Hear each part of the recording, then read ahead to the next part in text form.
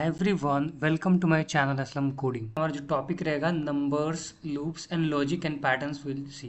ठीक है, एंड उससे रिलेटेड कुछ हम लोग प्रॉब्लम्स को प्रैक्टिस करेंगे। सो ऑलमोस्ट 12 से 15 क्वेश्चंस मैंने लिए हुए हैं यहाँ पे। ठीक है, इसमें most of them I will try to make you practice and वाले को हम लोग क्या करते हैं समझते हैं। ठीक है, तो देखो, so sum of the first n natural numbers. ठीक है, जैसे इनपुट में अगर तुम्हें 5 दिया है तो output 15। Loop and formulas use कर सकते हैं, दो तरीके हैं। तो देखो, जैसे तुम इनपुट में एक नंबर को लोगे, जैसे हमने लिया यहाँ पे 5। ठीक है, तो अब सम कैसे करेंगे? तो 1, देखो क्योंकि नेचुरल नंबर बोला था तो 1 से स्टार्ट होता है ना, 1 2 then 3 then we have 4 and then 5। ठीक है, तो इस तरीके से 1 से लेकर के 5 तक ये सारे नंबर्स को ऐड कर लो, और ऐड करोगे तो कितना आएगा? 2 + 1 3 3 3 6 4 10 + 5। तो इस तरह से तुम्हारा आ जाएगा ये 15 आंसर। ठीक है, एक तो तरीका ये हो जाएगा, हम लोग बेसिक लूप चलाएंगे। ठीक है, और ऐसे इसको कर लेंगे। तो लूप देखो तुम्हारा कहाँ से चलेगा तुम्हारा, तो जो लूप का तुम्हारा स्टार्टिंग पॉइंट होगा ये तुम्हारा 1 से स्टार्ट होगा, और ये कहाँ तक चलेगा तुम्हारा लेस देन और इक्वल टू n तक। n की वैल्यू जब सपोज तुमने 5 दी है, तुम्हें 5 बार लूप चलेगा, एक फिर ऐसे करके 2 3 4 5। और हमें क्या करना है, एक सम वेरिएबल क्रिएट कर लेंगे जिसकी शुरुआत में वैल्यू कितनी रहेगी? 0। अब लूप के अंदर ये जब जाएगा तो सम के अंदर क्या कर देगा, प्लस कर लेगा किसको? आई की वैल्यू को ऐड करते जाएगा। ठीक है, यानी कि देखो आई की वैल्यू शुरू में 1 रहेगी तो 1 + 0 1, फिर बढ़ के 2 हो जाएगा तो 2 + 1 3, फिर 3 + 3 6, फिर 6 + 4 10 एंड 10 + 5 15। इस तरह से आंसर आ जाएगा। तो फर्स्ट मेथड हो गया। चलो इसको कोड करते हैं तुरंत।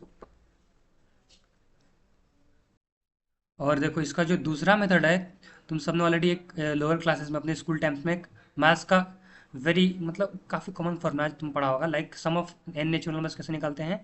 n into n plus 1 divided by 2। ठीक है, तो इस तरह से तुम इस फॉर्मूला को यूज़ करके भी निकाल सकते हो। हम लोग क्या करेंगे, दोनों तरीके से लिखेंगे, दोनों से आंसर फाइंड करेंगे। और देखो सिर्फ हम लोग कोड नहीं लिखेंगे, पहले तो हम लोग ड्राई रन करके देखेंगे, एक एक लॉजिक को समझेंगे, मल्टीपल अप्रोचेस वो भी दिखेंगे, और टाइम कॉम्प्लेक्सिटी मतलब फाइंड करना देखेंगे, मतलब कि किस कोड का टाइम कॉम्प्लेक्सिटी कितना है ऐसा भी देखेंगे। ठीक है, चलो अभी हम लोग सीधा कोड लिखते हैं। ठीक है ना, ये तो समझ में आ गया।